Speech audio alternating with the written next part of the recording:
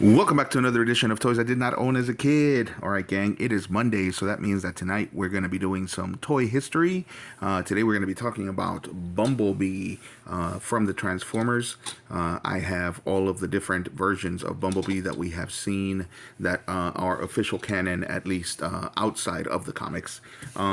So we're going to start out with the original right here. This is, of course, a reissue. This is the reissue that came out in 2017. So it doesn't have any diecast. The originals had a little diecast right here in this little square, and it doesn't have any diecast whatsoever. So this is the original one. We're going to do a quick little history of him. He was originally part of the Micro Robot Cars from 1983 by Takara in Japan. He was part of the Micro Change line, which meant that he was a little robot that was alive and transformed and pretended to be a toy. For more information on that, just look through my videos. I have plenty of information on that. So then of course they brought him here as they brought him to the U.S. as part of the original Transformers line. In the original Transformers line, of course, he was running away from the Decepticons along with the rest of the Autobots. He was a little scout. He was the youngest Autobot, and I'm pretty sure they basically created him the way that they did in order to have that connection that they always felt that they needed to have with the children who were watching the show.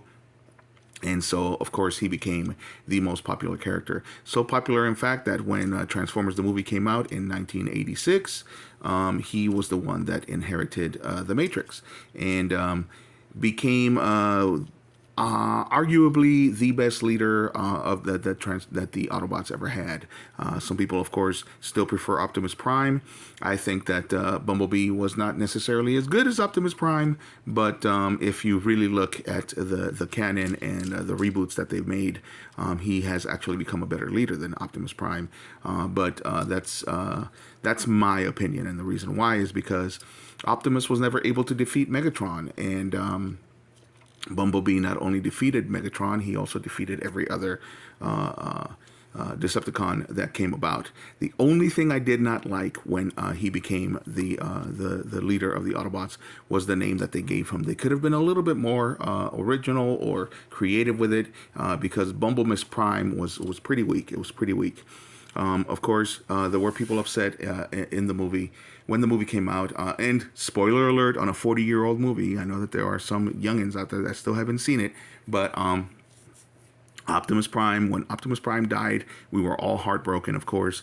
But at the very least, we got to see Bumblebee become the leader that he was always meant to be. So when he first started out, like I said, the character, the way that they created the character, he was just the youngest Autobot, and he was the weakest. Actually, he had the least amount of strength. Even in his original bio that he came in, he didn't even have a weapon, and you can see here, firepower was like way down at a 1. Yeah, firepower was way down at a 1 because he didn't even have a weapon. They never describe any of that, but even then, they described him as being courageous and always willing to put himself at risk, and he was a scout, essentially. I got this guy right here. This is actually my favorite version of Bumblebee. This is the way that we got to see him when he first appeared in the cartoon. This is the vehicle that he turned into, and I don't want the video to get long, so I'm going to transform him off screen, and then we're going to get back to the little history. But anyway, this was the way that he appeared in the cartoon when we first saw him. He was the second Transformer that we saw on screen. The first was Wheeljack, and Bumblebee was the second. And this has always been my when they came out with this. Quickly became my favorite Transformer, because there were no official versions of this. There were no official toys of this version of him until they came out with this. I believe they also came out with this in 2017, but I could be wrong. It could be 2020. Either way, like I said, I'm going to transform him, and then we can talk some more. All right, so there he is. So this was, of course, buzzworthy Bumblebee Origins. And again, my favorite Transformer up until this point, because of the fact that we were finally able to get that Cybertronian version of Bumblebee. And and all this great articulation so that he can do all this posing. Before him, though, my favorite was this guy right here. This was the Generations Bumblebee Prime, and of course, this was a re-release of the original design. The only thing I never liked was this gun. It looked a little too weird. It looks more like a hairdryer to me. Never liked it on the show either. Season 5, I think they gave him a better weapon. But season 4 is when he had this, and this is the way that it looked in the movie once he became Bumblebee Prime. God, I hate saying that name, but that's the name they gave him. Anyway, so we all know what happened in the movie. Hot Rod gets in the way. Prime gets shot by Megatron. Prime dies. The Matrix gets bequeathed to Ultra Magnus, and unfortunately, it's not meant for Ultra Magnus in the end, and Hot Rod thinks that it's meant for him, but he ends up sacrificing himself inside of Unicron while getting it to the rightful owner, which is Bumblebee, and he becomes Bumblebee Prime, kills Galvatron right then and there. He throws him into the acid pits inside Unicron, and then unites the Decepticons and the Autobots in fighting and defeating Unicron. Of course, lots of characters were killed in the movie. I'm trying to transform and talk at the same time. I'm not going to be able to do it. So we're going to have to give me a second to collect my thoughts while I transform again. All right, gang. So there he is in all his glory. And this particular toy I liked. I liked the fact that they brought him back for Transformers Generations. I want to say this was around 2017 or 2015. I can't remember. But I definitely really liked this toy. And this was the first time that they actually included his energy blades. Something that we didn't get to see in the original G1 toy. Even though he had them in the movie and in the cartoon, I don't know why they did not include the energy blades. But we got to see it in this iteration of him, in this version of him. And of course, he also has more posability. He is a little loose because I've transformed him a bunch of times, and I did it off screen because it's a very difficult transformation. And once you actually get him all latched, then it's hard to get him unlatched from the vehicle mode. But up until this guy came about, this was definitely my favorite version of Bumblebee. The Generations line was pretty awesome, and I got quite a few of them actually. But anyway, so back to the history. Again, this is of course common knowledge to those of you who watched the movie and who watched the series. But this is his verse. This is what he looked like as Bumblebee Prime in the movie. This is pretty screen accurate, very screen accurate, but they took a few liberties, of course, just like they took a few liberties with this guy. But they made the vehicle form look very accurate, and the robot form looks pretty much, I want to say 98% accurate, as he did in the cartoon, in the movie, and in the series after the movie. So there he is. That is the great Autobot leader, Bumblebee Prime. As I was saying, so of course, Hot Rod sacrifices himself to give Bumblebee the Matrix inside of Unicron, and here's the Matrix. This is from this guy over here, though. This is from the Studio 86 version. Anyway, so Hot Rod gives himself up, sacrifices himself to give Bumblebee the Matrix. He becomes the leader. He dispatches of Galvatron by throwing him into Unicron's acid pits, and then Bumblebee gets the Decepticons and the Autobots together to defeat Unicron. So in the aftermath, of course, because of so many characters that were killed in the movie, which we were all upset about as well. But at the very least, they gave us this great leader, and they gave us that great ending where they all come together. So in the aftermath, of course, there were brand new characters to be introduced. Hot Rod was given given a toy, even though he died, and we got to see the female Autobots again for the first time since we saw them in the series come together in the movie as well, to come together with under Bumblebee's leadership here. And unfortunately, they killed Elita One off screen. I didn't like that. I didn't like that they killed her off screen. Other than Bumblebee, I've always said then that Elita One should actually have been the Autobot leader. I mean, she was in Cybertron for all those millions of years, actually, holding it down, holding down the fort for the Autobots. But while the other Autobots ran away. But anyway, they did what they did, and I actually enjoyed it.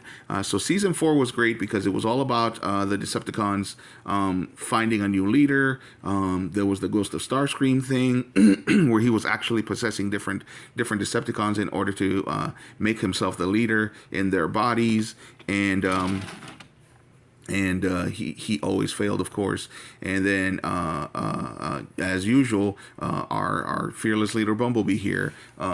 Bumblebee's Prime is so hard to say, but maybe they just should have called him Bumblebee Prime. I don't know. They should have come out with something better. But anyway, so Bumblebee figures out Starscream and manages to dispose of him by putting him into by tricking him into getting into his body, and then erasing the memory banks, erasing that part of his memory banks, so that Starscream is no longer there. Of course, they brought back the Ghost of Starscream for Beast Wars, as we all know. This video is getting really long, but there's so much to talk about. Anyway, so again, I really enjoyed the characters that they brought out. Like I said, they bringing back the female Autobots and giving them finally their own toys after the movie. And as we know, I think that's actually part of the reason why it's been why the franchise actually survived. They were running out of things to do, and rumor has it that there was a different version of the script where Hot Rod actually became the leader. I don't see how that would have worked. I think that giving him that heroic death was excellent. Definitely earned his spot in our hearts. I don't see how he would have become a good leader, considering that he had no experience. Whereas Bumblebee, we got to see him start out as this little scout and become a gristled warrior, and then eventually become the leader of the Autobots.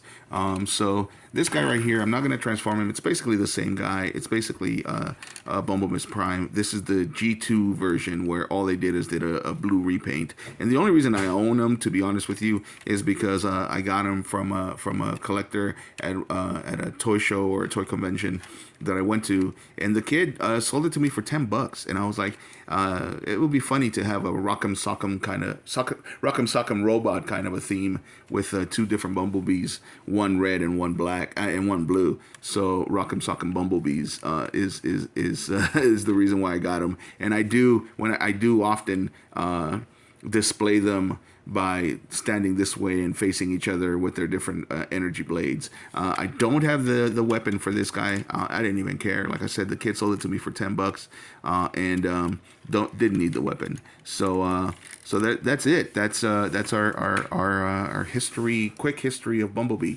If you have any questions, let me know in the comments. And if you made it this far, this is again a long video, and I do apologize. But if you made it this far, thanks for watching, and of course you know by now that this is all fake. None of this is real. This is what I wish would have happened, or at least a suggestion of something that would have been, to me, even in my opinion, better than what really happened in Transformers the movie in 1986. So I probably am not the only one that thinks that, because this version, the Studio 86 version of Bumblebee, actually has a space for the Matrix that they gave Hot Rod, the Studio 86 version of Hot Rod, and Hot Rod doesn't have it. When you transform him into Bumblebee, you can actually put the Matrix in. So some designer, one of the designers, must have thought that making Bumblebee the inheritor of the Matrix was actually a good idea. All right, gang, there he is. So, as stated, you pop this little guy open, and look what fits. The Matrix of leadership. So somebody had the same idea. Somebody definitely had the same idea. I'm glad they did, because it definitely inspired this Misinformation Monday. All right, gang. So let me know what you guys think of my made-up story of the Transformers. the movie slash my made up story of Bumblebee. Let me know what you guys think. Should that have been the way? I mean, it's definitely better than what they did, in my opinion. Again, in my opinion, Elita One should have been the leader, but they didn't even think about reintroducing rather the female Autobots, which was dumb because they needed new characters anyway, and they might as well have introduced them instead of just RC. All right. Again, let me know what you guys think, and bonus, by the way, there's the Rock'em Sock'em in the back. And leave a like if you like the video, and as usual, subscribe if you like the content. Thanks for watching, gang.